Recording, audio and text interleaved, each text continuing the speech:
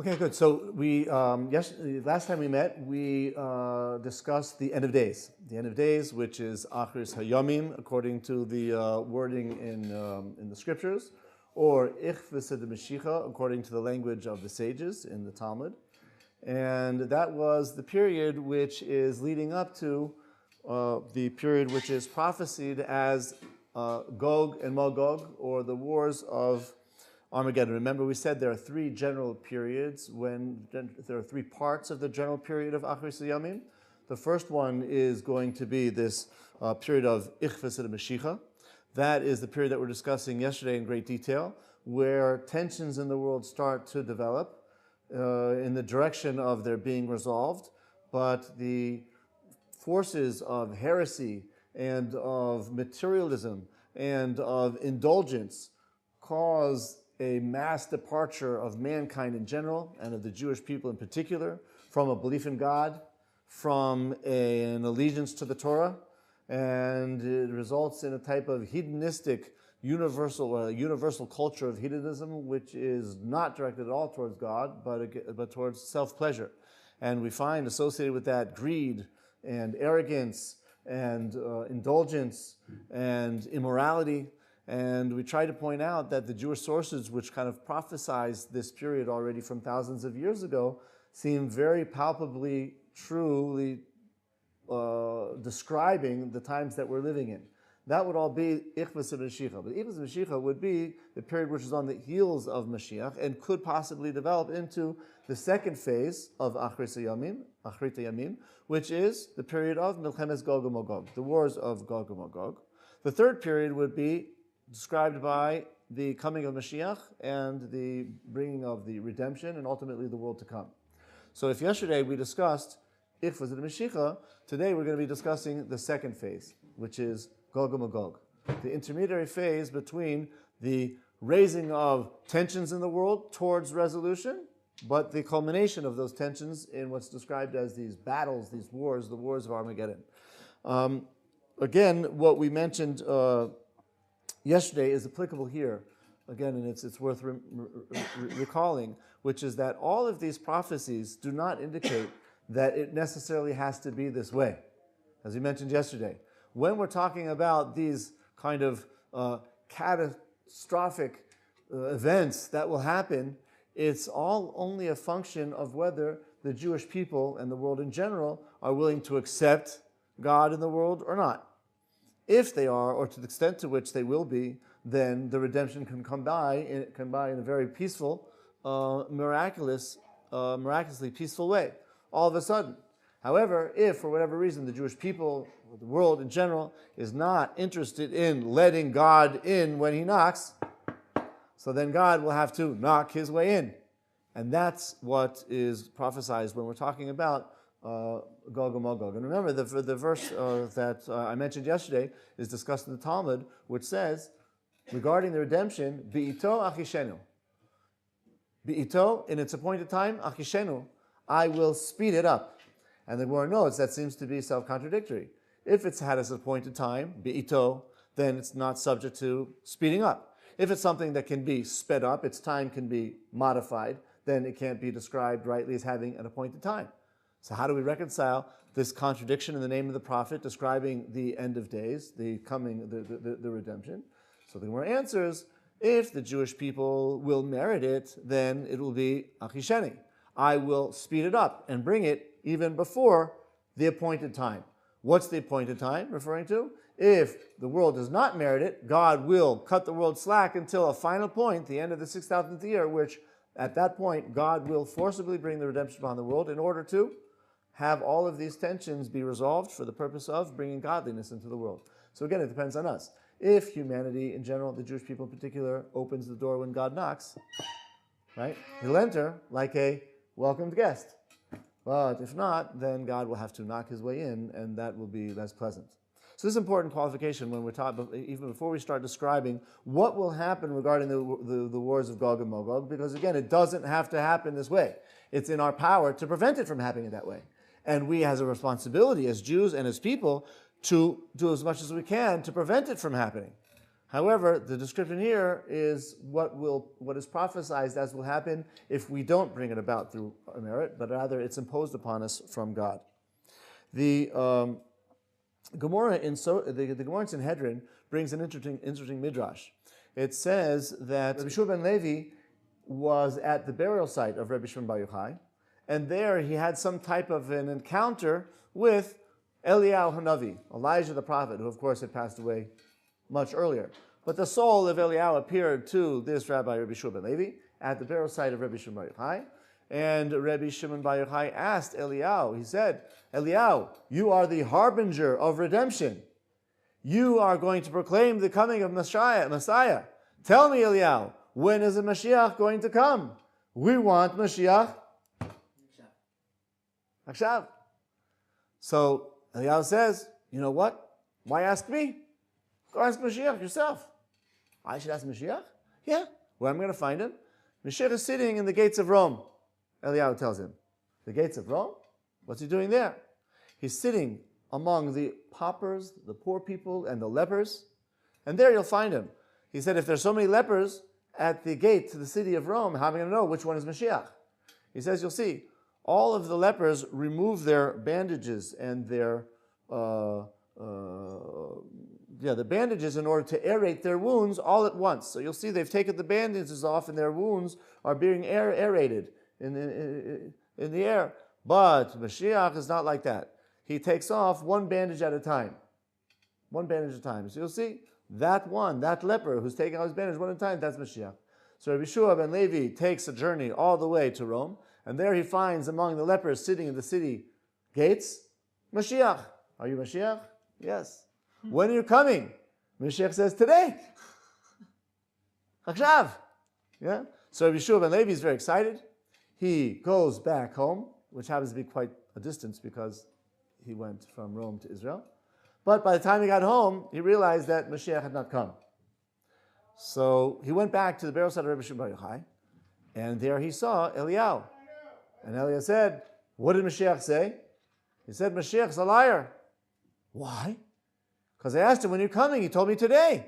And he never came. That was already 2 weeks ago. He never came. He said, you didn't understand what he told you. He said, today, if you will hearken to my voice, meaning he was quoting a verse that God says, Hayom im b'kol tishmo. I'll come today if you hear the voice of God. If you hearken to the voice of God, he'll come today. The Jewish people did not hearken to the voice of God, and for that reason it didn't come. From here we see that Mashiach can come at any time. And Mashiach is so, on the other hand, Mashiach is waiting to come. Mashiach is described as being in the state of suffering, like a leper and a poor person in the gates of Rome. And this is all because of the idea of Mashiach, the idea of God, the idea of observance is trampled upon, disregarded, disrespected, and despised, as we spoke about. And that's like the leper with these wounds. Mashiach is nevertheless binding his wounds, and we see that he takes them off one at a time and puts them back on again. Why? Mashiach is ready at every moment, right, to come and redeem as quickly as possible. But it depends on us. Hayom im b'kol tishmo. The Zohar says that the Mashiach can nevertheless come even if the Jewish people are liable, even if they don't merit redemption.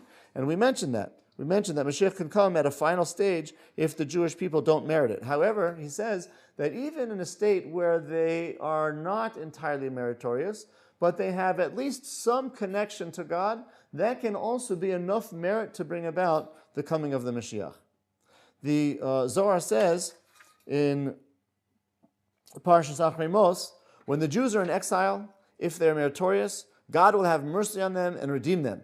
If not, he will keep them in exile until the time appointed for redemption. If the time arrives and they are still not meritorious, he'll redeem them, even if they don't merit it, for his sake.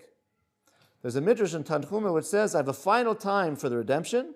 Whether they do tshuva or not, its time will arrive, and they will be redeemed even at that final state.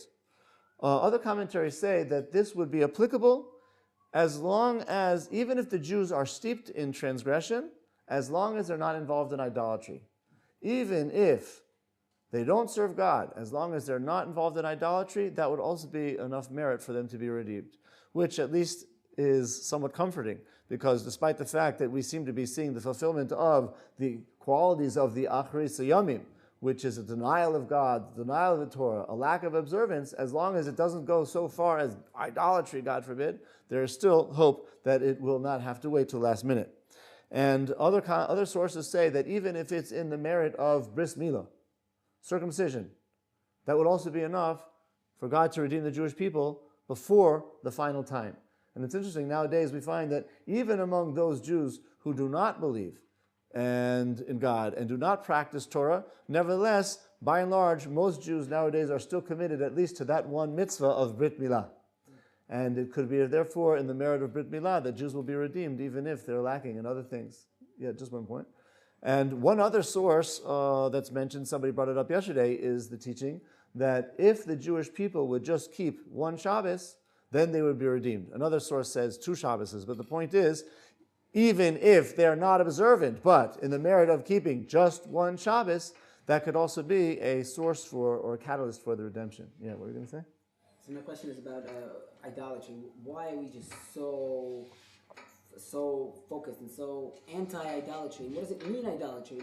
Some people say, you know what, I believe in God, but He probably wants me to do something else. And then, can you say that's idolatry? What do they interpret as God? Yeah. The reason why idolatry is considered to be such a serious and grave transgression, one of the cardinal sins, is because that's tantamount to denying God. It's one thing to say, I'm not going to put on tefillin, so I'm not going to listen to God. But idolatry is saying, I don't believe in God, or I believe that there's something else other than God. So that's a denial of God. There's a difference. The difference between not believing, or not practicing, they're just refraining from believing or practicing. But to proactively worship another God is actually not only denying God, but it's denying God in the sense of God does not exist, but it's saying there's something other than God, which is even worse. That would be idolatry. Yes. Not quite, because agnostic is really saying, is there a God? I'm not sure. Atheist is saying there is no God. That's a denial of God. Even worse form of, I suppose in some ways, an even worse form of atheism would be not only denial that God does not exist, but saying that God does not exist because there's something else instead. That's even worse. So the Gemara in Sanhedrin says that if the Jewish people will, however, have some merit or be involved in some form of tshuva and repentance that will bring about their redemption, fine. If not, the Gemara says, God says, I will bring upon them a wicked king, and this wicked king will make terrible decrees against them, and they'll be forced to do tshuva, and this will all be the purpose of catalyzing and bringing about that redemption. The question is, who is this king? And what does he represent? And this brings us into connection with what's described as the 4 empires. This king that is destined to be raised against the Jewish people is described as the brazen king from the wicked empire. The question is, who is the brazen king and what is the wicked empire? The answer to the question lies in the Torah's description of the 4 empires. What are the 4 empires? There is a story in the book of Daniel where the Babylonian king Nebuchadnezzar has a dream, and he doesn't understand the meaning of this dream, so he calls upon Daniel to interpret for him the dream. The verses tell us how Nebuchadnezzar witnessed and saw his dream. The trick here was that Nebuchadnezzar wanted his dream interpreter not only to interpret the dream, but also to tell the king himself what it is that he dreamed. None of his Babylonian dream interpreters could do that. They said, King, that's not how it works. You see, you tell us the dream and we interpret it. That's how it works. He says, no, this time you're going to tell me what I dreamed. And if you can ascertain and demonstrate that you're really, truly dream interpreters by telling me the dream that I dreamt, then I'll hear the interpretation. None of them could do that. Finally, in order to save their skin, they reverted to Daniel. And Daniel came in front of the king and said, Your king, I don't interpret dreams. The interpretation of the dreams is to God. The king says, well, let God tell you the dream and then tell me what it means. So God revealed through a dream to Daniel what it is that the king himself dreamed. And then Daniel gave him the interpretation. This is significant. Why am I making this distinction? Because we'll see it's important that Nebuchadnezzar's, the way he saw the dream was different than the way Daniel saw his dream, although the same thing. We're going to read verses I'm going to read you the verses for both dreams. This is the dream according to the way Nebuchadnezzar saw it, as described by Daniel. O king, you were watching in a dream, and behold, one great image, an image which had a large base with unusual splendor, was standing opposite you, and its form was frightening. The image had a head of gold. Remember, head, gold. It had a breast and arms, which were made out of silver. Okay, think of torso, silver. Its belly and thighs were of copper. Okay, let's think about legs of copper. And its legs, okay, meaning the lower part of the legs, were made out of iron. That's 4. And then 5, its feet were made of a mixture of iron and clay. Okay? So Daniel tells the king, what you saw was this very impressive figure, a large image of a man. The head was made out of gold. The torso was made out of silver. The thighs were made out of copper. The legs were made out of iron. And the feet were made out of a mixture of iron and clay. This is the dream, and its interpretation we shall recite before you. You are the head of gold, the prophet tells Nebuchadnezzar. And after you will arise another kingdom of silver lower than you, and another, a third kingdom of copper, which will rule over the entire earth. And a fourth kingdom will be as strong as iron, for iron crumbles and flattens everything, and like iron which shatters all these, it will crumble and shatter all that came before it. The interpreter goes on to talk about the 5th part of the dream, which was the feet, mixing of iron and clay, but we're going to put that aside for a minute and come back to that later. But what the prophet is telling Nebuchadnezzar is, you had a dream which portends 4 world empires. You, the king of Babylon, are the first, the head of gold. After you will come another one, yes, that corresponds to the Persian Empire, yeah, the torso of silver. After that will come the Greeks, corresponding to the belly or the thighs of copper. After that will come the 4th empire relating to iron. And this 4th empire will demolish and pulverize anything that came before it. Right? We're going to have to see what that empire would be. But Daniel's vision of the dream, the one that God actually revealed to him, describes it somewhat differently. I'm not going to read through the verses verbatim, but in Daniel's vision of the dream, what we see is that rather than a man, what Daniel sees is a series of 4 beasts. He first sees a lion, and then he sees a bear. Afterwards, he's a leopard, and finally, he sees this 4th terrible beast, which he doesn't describe as being associated with any particular animal that we know, but it has horns and eyes and teeth, and it devours and demolishes everything else. So the question is, what are these 4, empires or animals? What are they a reference to? So there's a midrash in Prt2 Rabbi which says on the following verse, and the earth was desolate and in turmoil, and there was darkness, and the face of the abyss, and the Spirit of God hovered upon the face of the water. This is a verse from the creation story. The midrash says, Rabbi Shimon ben Lachish said, this suggests 4 future empires. Desolate refers to Babylon. Where the verse says turmoil, that's a reference to Persia. The verse's mention of darkness is Greece. And the verse's mention of the abyss is the wicked empire. So we've identified, again, 3 out of the 4. Okay? Babylon, Persia, Greece, and then the 4th, final, wicked, ferocious, terrible empire. What is this? The brazen king will presumably be the leader of this empire. What is this? Before we answer that question, there's one interesting point here that the Maharal makes, and this is addressing the different versions of the dream that Nebuchadnezzar had on one hand and Daniel had on the other.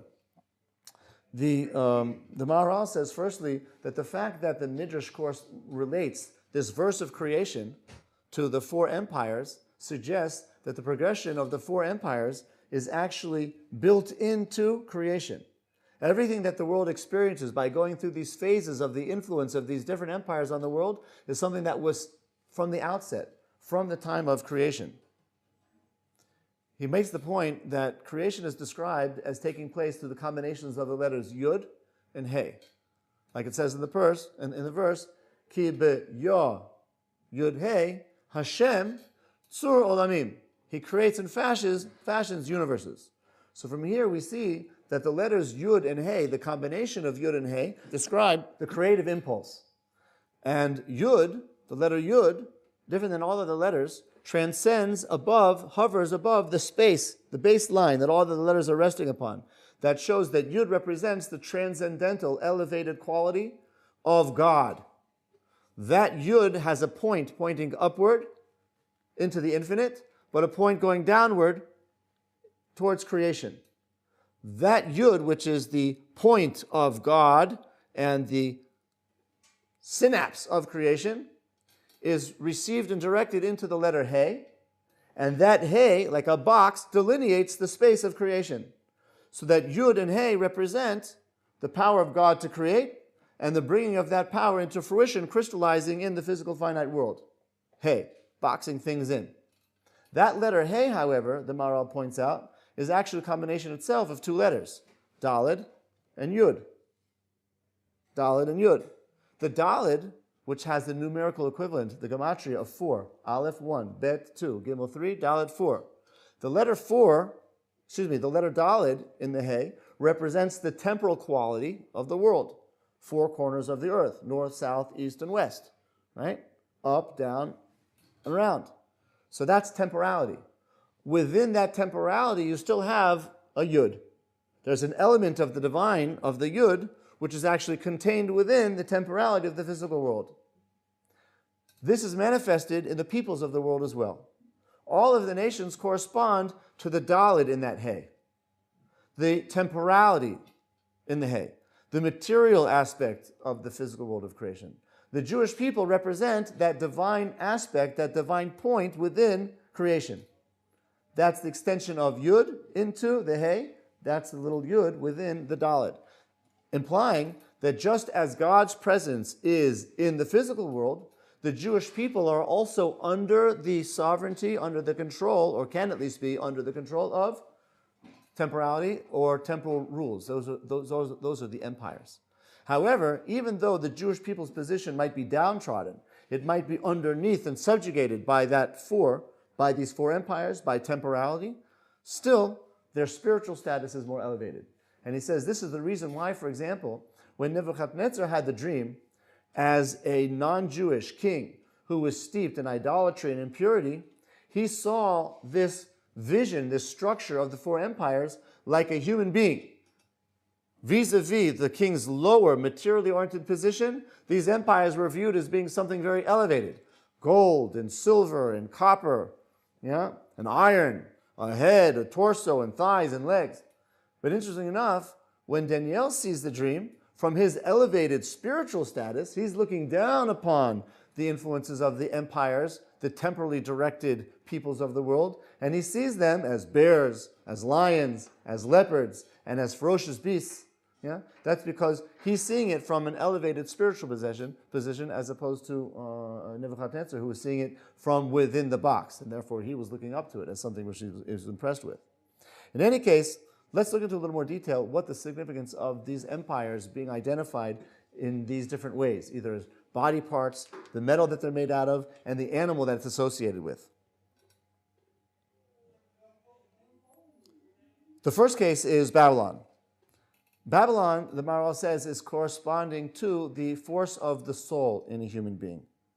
And it's that reason why Babylon is described in the dream as being corresponding to the lion.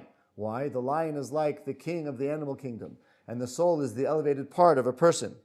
The gold is also the highest and most precious metal, and therefore the Babylonian Empire, the first of the 4, was most elevated of the 4, and therefore it's described as being like a lion, or with having the category, the characteristic of gold. The next one is Persia. Persia corresponds to the physical force of man, not the spiritual force of the man, but the physical force of man.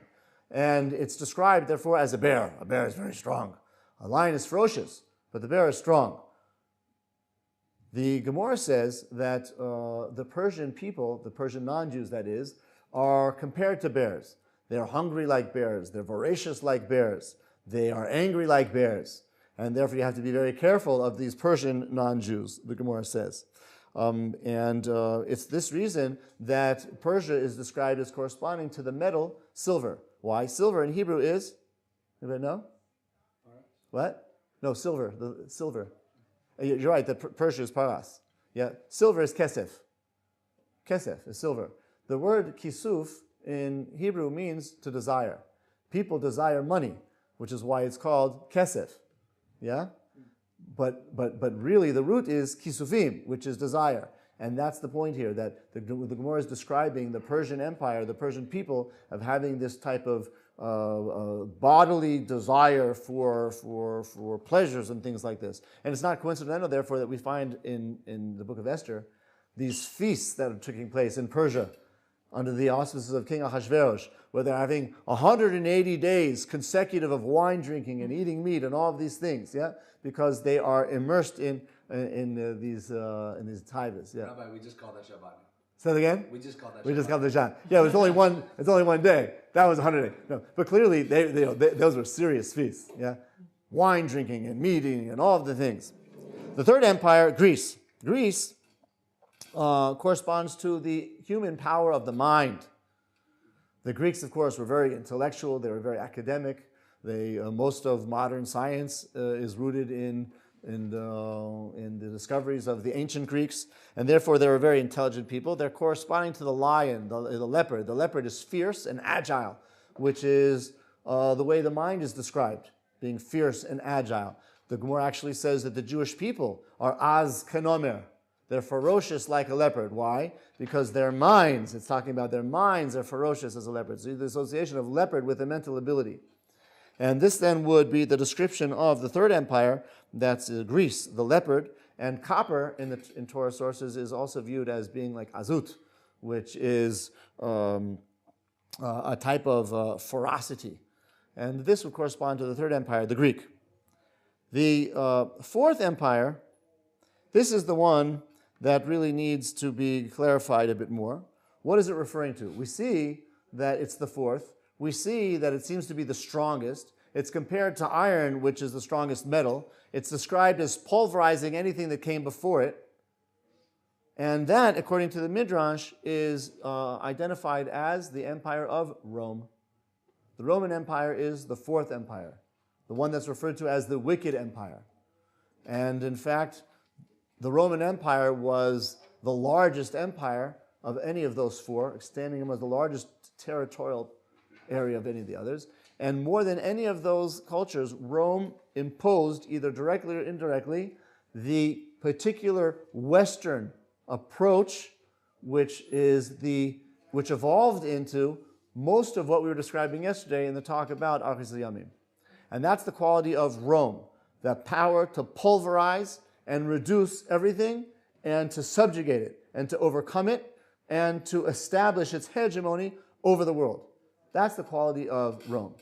It's this empire that the Jewish people are going to have to butt heads with at the time of Armageddon, the wars of Gog uMagog. That being said, there is yet a fifth empire which is also going to be reckoned with, and that's described as the empire of Ishmael. The empire of Ishmael. That is the empire that is referred to in the dream as the clay, the earth, the sand. The reason why it's not addressed directly in the sources and in these verses is because the commentaries note that while all of these other empires, for example, Persia, Greece, Babylon, Persia, Greece, and Rome, all of these empires usurped their ability to rule from Israel. They took their power of rule from Israel. To the extent to which they subjugate Israel, these four empires subjugate the Yud, that gives them the power to rule. Ishmael is something different. They have their own independent right to rule, which is not as a result of usurping any power from Israel. Where does that come from, that right to rule? From Avram. Ishmael got a special blessing from Avram, yes, through Avram, that he should rule over the world, be a father of many nations. His seed should also be numerous like the sand. And therefore, even after we reckon with the 4 empires, culminating in the 4th, that is of Rome, we're still going to have to deal with the parallel empire of Ishmael. But before we reckon with Ishmael, right, let's see how things are described as resolving themselves regarding the 4th empire. That is the empire of Rome. The Midrash says that in the end of days, those of the West will become elevated, haughty, meaning the nations of the western part of the world will become elevated and haughty, and they're going to invade the Near East until Egypt. In those days, a brazen king will rise over the impoverished Jewish people, and he will reign through the power of rhetoric. Regarding that period, the prophet Isaiah said, "Hide my people in your rooms." Rabbi said, "When you hear of a brazen king who comes to power, don't stay there, for he will kill anyone who dares profess his faith in the one God of Israel. He will nullify times, festivals, Sabbath, Torah from Israel." And the Midrash says this is in fulfillment of the verse in Daniel, which says that this will take place for a period of a year, 2 years, and a half year, which means a year and 2 years, another half year, or 3.5 years. There are those who make the interesting observation that this description would seem to describe what was happening in World War II. The nations of the West became elevated. They rose to power. There was one brazen king who ruled over everybody through the power of rhetoric. And everybody knows, right, that Hitler's power of rhetoric was mesmerizing, hypnotizing. And he gained the ardent support of millions of Germans and ultimately the support of other nations as well outside of Germany. And he rose against the Jewish people in order to nullify their times, their Torah, their festivals, and their observances. Any Jew who would profess the belief in God had to flee. And if he didn't, it would be guaranteed to die. A fulfillment of this midrash from so many years ago. And there are those who say that this is an indication that the wars of Gog and Magog already took place. And that was actually what the world experienced in World War II. Which would mean from World War II on, after the war of Armageddon, the world is actually supposed to be getting better. And one could argue perhaps that's the case. Afterwards, the Jews started returning to the land of Israel. There's a Jewish renaissance, interest in Jewish culture, Jewish practices, even Jewish religion, and things might be moving in a better direction. So perhaps we've gone through the worst, and it's only getting better.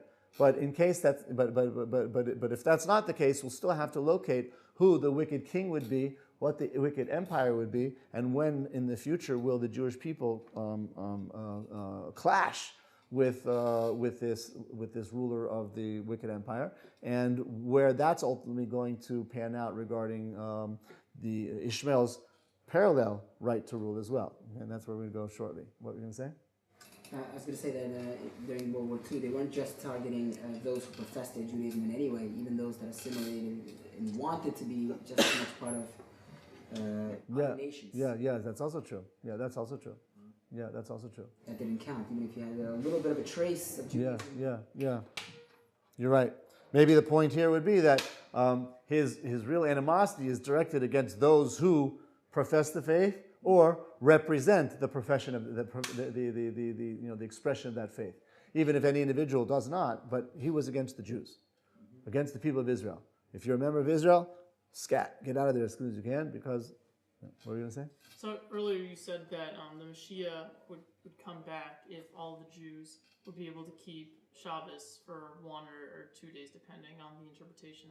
So as a consequence of World War II, obviously, the Jewish population united behind the coming back and making Aliyah to Israel. And so another Rabbi Mendel, was making the point the other day where we're experiencing kind of like a cultural holocaust throughout the world in terms of like Jews who are moving away from Judaism. So, from the point of like the Mashiach returning, would that be almost, I don't want to say positive, but more in the direction of the Mashiach returning if we're just left with the religious Jews who are in Israel as opposed to like the ones who are, not associating themselves as Jewish, but not like, keeping the mitzvot? I wouldn't think that we should go so far as to say that there's a weeding out process where the Jews are becoming less in numbers, but better quality Jews than those who are not, because what we actually see in the sources that ultimately when Mashiach comes, there's going to be a redemption not only of the entire Jewish people, observant and non-observant, but there's actually going to be a redemption of the lost tribes who are intermingled among the non-Jews for millennia and are described as even being idolaters. They'll nevertheless be identified by Mashiach as a descendant of the Jewish people, a remnant of the 12 tribes come back. So if the lost tribes are going to be drawn back, I would imagine all the more so the identifiable Jews, and even those Jews who identify, all the more so those Jews which identify with Judaism, even if they're not observant, they're all going to be brought back, as many as possible. They were lost due to intermarriage? Yeah, the tribes, yes, they lost. Why do we not recognize them as Jewish? Who's they? People who are born from intermarriage. They're not. So in the case of Mashiach's bringing back the lost tribes, they'll have to go through conversion. Yes, they are considered to be halachically not Jewish, but they're remnants of the tribes, and they will be drawn back to Judaism. And in that case, they'll have to go through conversion. The Gemara discusses that. It's a good point. Yeah, way ahead. Yeah, yes. But Mashiach is going to have that spiritual insight and be able to see that guy has got the spiritual genes of the tribe. He's one of the tribe. I have one other question. Yeah. So where's the beginning? You said something about 6,000 years? Where's the beginning of what? The 12 tribes? Is that what you're I saying? was just wondering no, I felt like I missed that a little bit. Remember, yesterday we discussed how from creation, let's say, we mark the year zero, and all of world history that we've been discussing now is described as taking place within 6,000 years. And Mashiach should come before then. If he doesn't, then Mashiach will come and the redemption will occur even will occur by no later than the year 6,000. And right now we're in the year 5,775. So the guys made a calculation yesterday. You can do it yourself. 225 years. What's the source of saying Mashiach is coming in the next 200 years? That Mashiach is going to come because the Gemara says that Mashiach will come by the end of the 6,000th year. It says it in the Torah? Not in the Torah, but in the Gemara, in the Talmud. And which means we've got 225 years left. Rabbi, we have to increase the life expectancy really good. Well, we have to work really hard because we want Mashiach. Shop. What are you going to say? Is this the first prediction? So meaning, because we hear so many predictions about when the world's going to be over and stuff. So is this the first Jewish prediction to say, or Gemara prediction to say when it's coming? The Gemara doesn't tell us a specific time when it will come. It just tells us when the specific time, yes, the maximum time by which the Mashiach will come. So it doesn't tell us, it doesn't pinpoint a specific time when it will come, but it'll tell us a time when certainly by then it will come. And it has The end time. Otherwise, professed previous and been wrong. Oh, so we discussed that yesterday. Yes, there has been what's the word I'm looking for? Projections, but they were not fulfilled. And I just made the point that we don't necessarily have to say that they were wrong, but rather they foresaw junctures in time which were propitious for the coming of Mashiach, but the generation didn't actually merit it, so it didn't take place. And what about this one with 6,000? So that like I said here, whether they merit it or not, it's going to happen. Interesting. Until that time, right? They might merit. We might merit it coming. Right? We might merit the bringing of the Mashiach at any time. We want Mashiach now. But if we don't merit it, and the Mashiach doesn't come, Mashiach will come no later than the year 6,000, which means no later than 225 years from now. Generations down. Yeah. It doesn't happen then. Well, so we said yesterday, whoever's alive then is going to have to deal with it. Yeah, but it's our belief that it will happen. This projection is different from the other projections. Yes, because of the Gemara. yeah, Those weren't from the Gemara. not only that, that's one point, and the other point is that the Gemara is telling you the final time. It's not pinpointing a specific time. It's just telling you Mashiach will come no later than that. Anywhere before that, it can happen anywhere before that, but no later than that. That's a final time. 6,000. Yeah, that's the final time. So in the remaining time that we have left, Riots. what's that? There's going to be riots. There could very well be riots, and that would be that would be nothing compared to what there could be. Yeah. If things play out in the negative way, like we saw yesterday, the sources say that things will be even worse than any of the calamities that the Jewish people ever experienced. They said maximum 10 more years instead of 200. They said 10 more years. I would be doing 2 lectures per day. yeah. I do 2 lectures a day instead of 1. Yeah. Everybody has to do everything they can Everybody gets salvation for everything. Well, we don't want it to happen in a bad way. That would be It can that be would taken in a bad way by a lot of people. that would be. It's very likely. Okay, we don't want it to happen that way. We want to bring it about in a good way. We don't want it to be forced upon us in a harmful way. So what do you do? Tshuva, To prevent that? tshuva, No, not for yourself, for others. everybody, tshuva. If you know that there's a high possibility that other people are, oh, well, I'm forgiven for everything in 5 years. They won't be. Not necessarily everybody will be. And in fact, I think we should at this point go on in order to see what actually is prophesied as what will be if it turns out to be in the bad way. And then we can discuss it more once we actually see what the sources say about that. So the sources actually go on to say that this brazen king of the Fourth Empire is described as Gog. The verses refer to Gog as the leader of an empire which is called Magog. So the wars of Gog and Magog are not the wars between Gog and Magog, but actually it's the wars of Gog, who's the ruler, and Magog, his people, against the Jewish people. It might involve a war with other nations first, but the purpose is ultimately to get to the Jewish people. Right? And this, remember, this is a divinely appointed king and nation directed specifically against the Jewish people in order to persecute them with the purpose of giving them no other choice but to turn back to God. Okay? Who is this Gog? And who is this Magog? Gog and Magog, in addition to this king being described as Gog, leading Magog, he's also referred in the verses as the king of the north, which would suggest that Gog is the leader of a nation somewhere in the north of Israel, which would be locating it somewhere in the area of Central Asia, maybe a little bit to the west, Europe, Eastern Europe, yeah, maybe a little bit to the east, towards Afghanistan or Iran, yeah, somewhere to the north of Israel.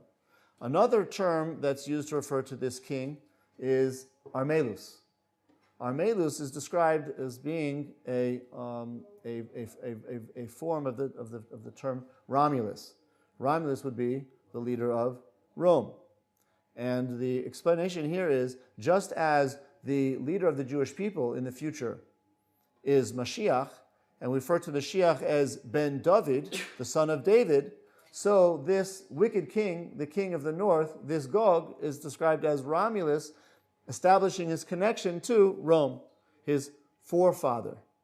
Okay? So wherever this king is, wherever the nation is, it's somehow an extension of ancient Rome, which would locate it, like I said, somewhere either in Europe or Central Asia or something like this. What are some more details about this? We find in Yechezkel chapter 38, verse 3, the following.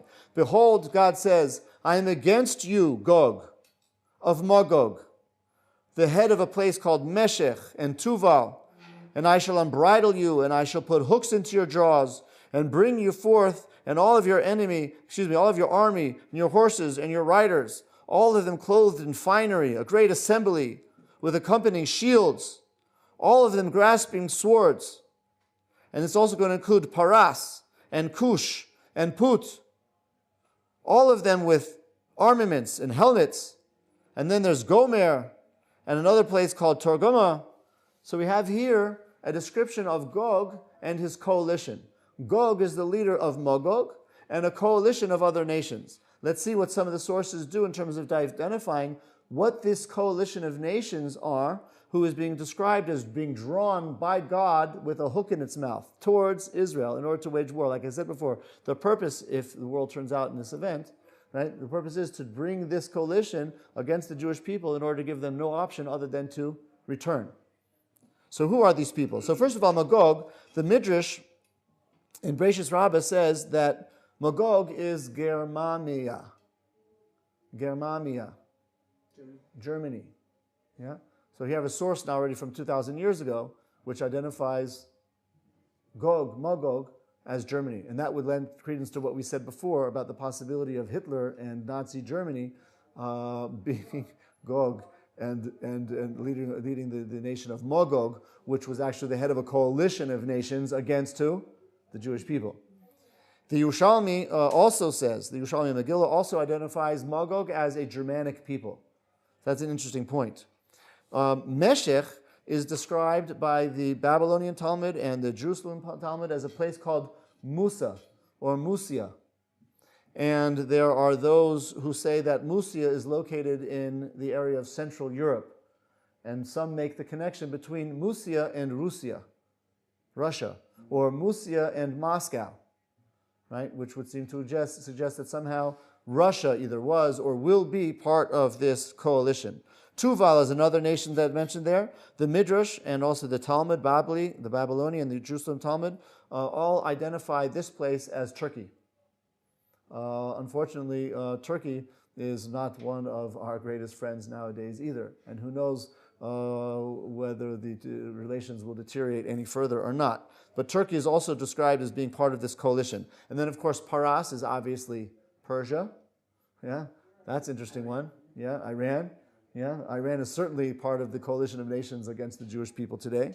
And then there's Cush. Cush is generally identified as Africa, but it might not be sub-Equatorian Africa. It might be a reference to Northern Africa and nations like Egypt or Tunisia or Morocco or Somalia, or I don't know, any of those other nations who might be interested in turning hatred against the Jews.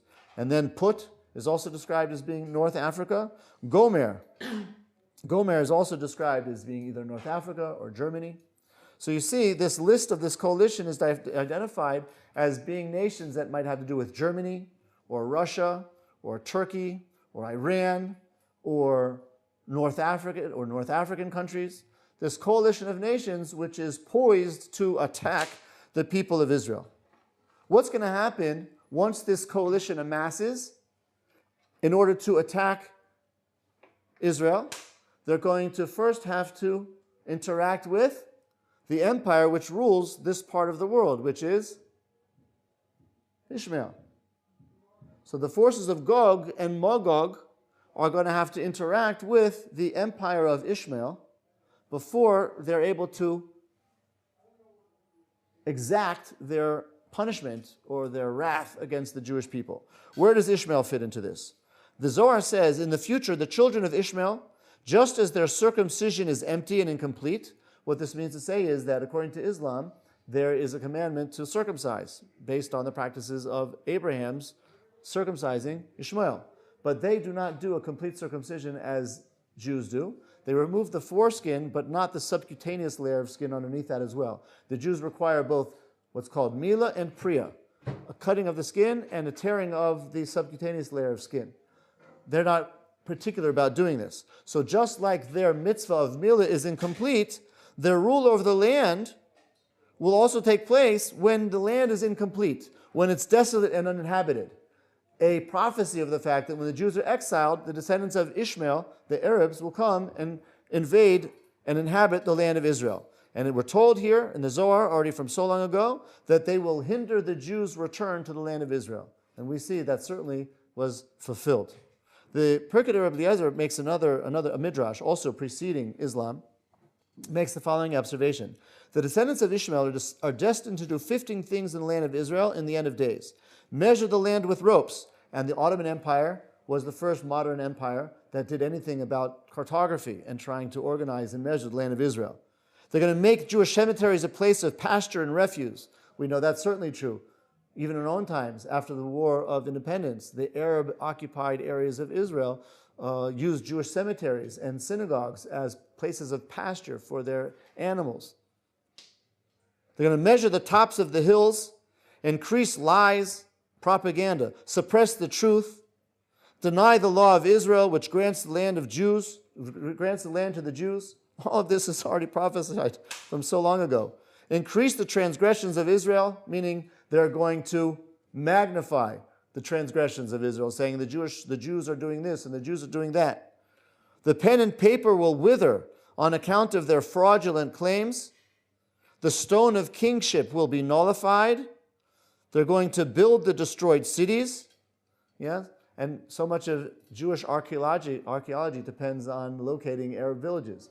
And once you find Arab villages, you can actually very often use the Arabic names to find what ancient Jewish city was on that spot. The Arabic version of it, right, indicates that it was actually built on the foundations of a Jewish city. They're going to plant gardens and orchards, repair the walls of the Temple Mount in the city. And King Suleiman, right, rebuilt all of the old city. The magnificent walls we see today of the old city is all because of that. And here it was prophesied. They're going to build a building on the site of the temple. And 2 princes will rule over them in the end. I don't know who they will be, but the Midrash tells us after that, Mashiach will come. So what we're told is that ultimately Ishmael, who has gained ownership, rulership over the land of Israel, is going to make a pact with Gog and Magog. And this pact is going to initially be directed against the Jewish people.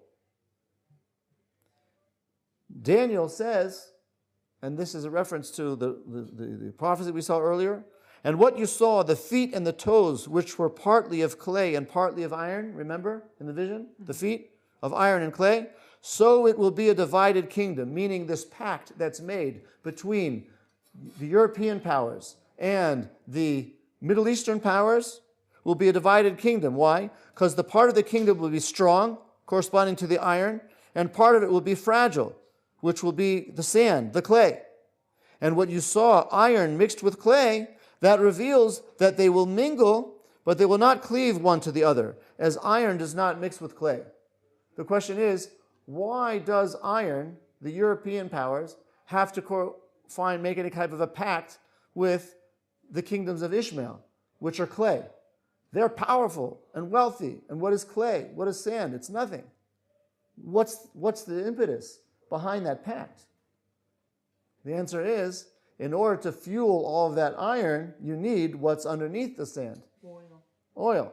So our sources from so long ago are already prophesizing the fact that there will be a pact between the powerful nations of iron, which need the fuel which is underneath the lands of Ishmael, and that will create a temporary fusion where they won't mix, but there'll be some type of pact where they need each other. The one needs the one's fuel, and the other needs the other's iron. And the fuel and the iron will make this pact. But just as iron and clay don't mix, it crumbles and falls apart, so this union ultimately will be fragile and it'll fall apart. And that's going to initiate a period of war and conflict between Europe and the Middle East. And the Midrash in Prt2 says the following: at this time, Ishmael will launch 3 startling attacks at the end of days. 3 startling attacks at the end of days. Let's see if we can perhaps identify these attacks as having taken place in our times. 1 in the forest regions of Arabia. Arabia has sand, not forest. If you identify a forest region in Arabia, what would you identify? I would suggest perhaps Afghanistan and all of the wars between the Western powers and Afghanistan. 1 attack is going to be by sea, the Gulf War, perhaps. And 1 in a major city of Edom. Edom is a general reference to a European-based nation. Right? What major city has been attacked by the forces of Ishmael? New York, the Twin Towers. Interesting. It's a European? Yeah.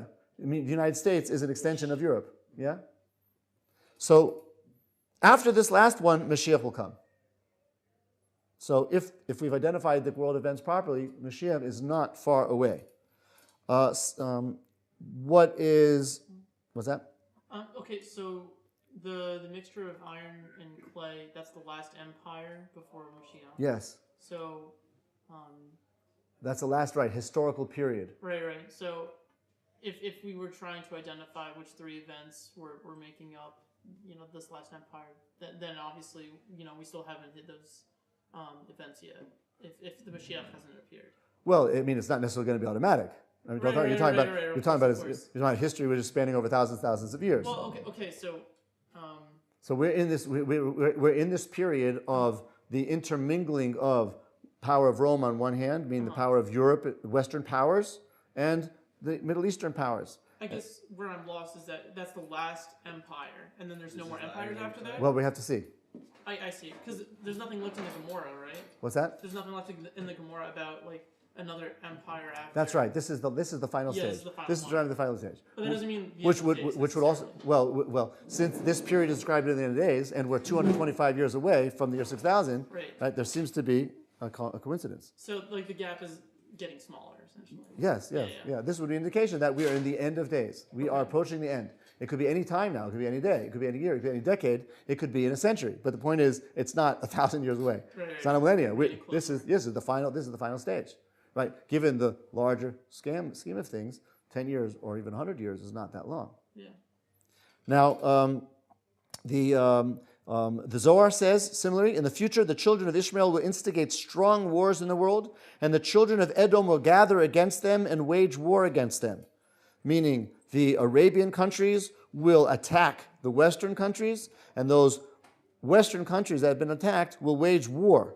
One by sea, again, perhaps suggesting the Persian Gulf, one by land, perhaps Afghanistan, and one near the land of Israel. And Edom will rule over them, but they will not yet possess the land of Israel, meaning the European countries will overcome the Arab countries, but they will not gain entry into the land of Israel. At that point, what happens is these attacking European nations, these coalition of nations which are intending to attack Israel, will falter. They're going to falter. Gog, it says in Daniel, tidings will terrify him from the east and from the north. What does it mean from the east? Meaning Gog, with his coalition, which is poised to attack Israel, the Jewish people, land of Israel, he falters. He stops. Why? Because he hears tidings from the east and from the north. Ramban explains the tidings that he hears from the east is a reference to the returning of the lost tribes of Israel that have been exiled into the far east. That's where they're located. And the point here is as follows, that even though we've been talking about Mashiach, that's Mashiach ben David, but there's another Mashiach called Mashiach ben Yosef. And this is because David is from the tribe of Judah, who turned out to be the primary son of Leah. But Jacob had another primary wife, as we mentioned yesterday, who was Rachel. And her primary son was Joseph, which means that each of these primary wives, Leah and Rachel, had a primary son who has right to rule. The one is expressed in Mashiach ben David, coming from the tribe of Judah, but there's also a Mashiach ben Yosef. The difference is that Mashiach ben Yosef is going to arouse the Jewish people in a physical sense. And that's going to precede Mashiach ben David's arousing of the Jewish people in a spiritual sense. It's at this period then, when Gog and his coalition are gathered and poised to attack the Jews in Israel, that Mashiach ben Yosef is going to bring those lost Jews from the lost tribes in the east back towards Israel. And all of a sudden, Gog and his coalition are going to see all of these returning Jews in their flanks, and he falters. He's also going to falter from the north. What is the north? The Zohar says that there will be a nation which comes from the other end of the world in defense of the Jewish people who have now been encircled by this coalition. And this great nation from across the globe that comes to the Jewish people's defense will cause Gog to falter. I would perhaps submit that that's a reference to the involvement of the U.S. Yeah. Yes, the United States is coming to Israel's defense. But what's going to happen, our sources say, is that ultimately that faltering of Gog is only temporary, but really what's going to happen is Gog is going to rally. And to take your point in a minute, Gog is described as nevertheless gathering forces. He attacks the returning Jews under the leadership of Mashiach ben Yosef, and Armelus, who is Gog, the king of the north, kills Mashiach ben Yosef. That's one thing. And the second thing is, he then turns his forces against the invading army from across the world and defeats them as well. So now Israel has got its back to the wall. They can't go anywhere. They can't do anything. And then the verse in Daniel says, and Gog will pitch his palatial tents between the seas and the beautiful holy mountain, and Israel will come to his end, and no one will help him. Israel will be surrounded, and they have no one to rely upon whatsoever. At that point, they can't go forward, they can't go backwards, they can't go this way, that way, they can't go up, they can't go down. Which way are they going to go? Where will they direct their hopes for salvation? Hashem. At that point, Daniel says, Michael, the great prince, the angel of God, who stands over the children of Israel, shall stand up, and at that time your people will escape. Everyone who is found is inscribed in the book. Who are those who are inscribed in the book? Those who inscribe themselves in the book. How so? By expressing their belief in God and their commitment to the book. The book is the Torah. Those people will be saved. And then the verse in Zechariah says, the houses shall be plundered, the women shall be ravished, and half of the city of Jerusalem shall go forth into exile, and the rest of the people shall not be cut off from the city. Meaning only half of the Jewish people will remain. Those who are obstinately, brazenly deniers of God will be cut off. But those who will return and will accept the sovereignty of God, they will be miraculously saved.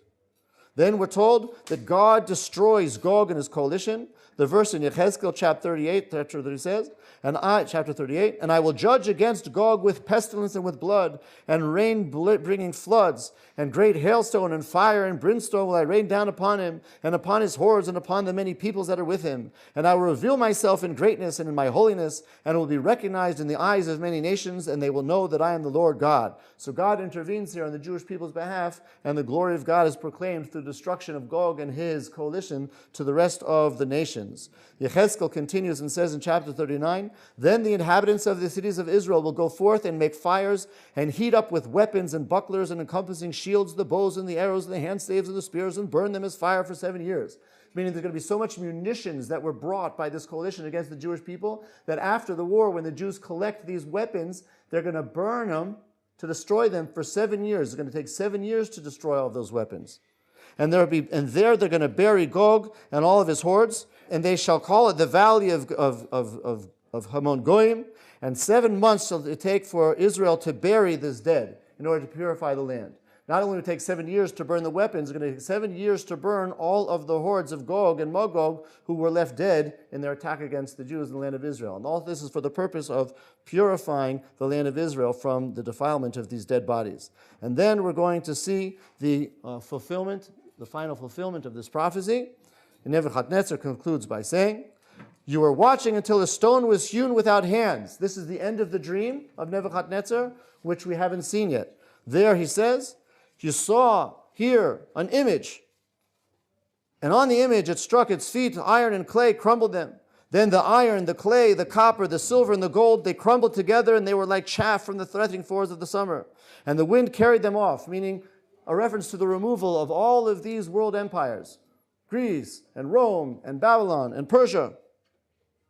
And in those days, the kings, the God of heaven, will set up a kingdom forever, and it will not be destroyed. And the kingdom will not be left to another people. It will crumble and destroy, and all these kingdoms, and it will stand forever. And that corresponds to a reference in the dream where Nebuchadnezzar saw hands coming out of air, making a stone, and using that stone to crumble this image of the 4 parts. And that's a reference to the hands of God being introduced back into the world, bringing in that stone, the stone tablets, the tablets of Torah that were revealed at Sinai, and the power of Torah is going to crumble all of these impure, non-Jewish influences which had sway over the world. And at that point, there's going to be a reintroduction of the Spirit of God into the world. The Jewish people will then become ignited as the light of the nations, and that will bring about, ultimately, Bezrat Hashem, the final redemption. In the next part of the series, we're going to be talking about that stage on. What happens when you have Mashiach and the ushering in of the world to come. That'll be the continuation of the series.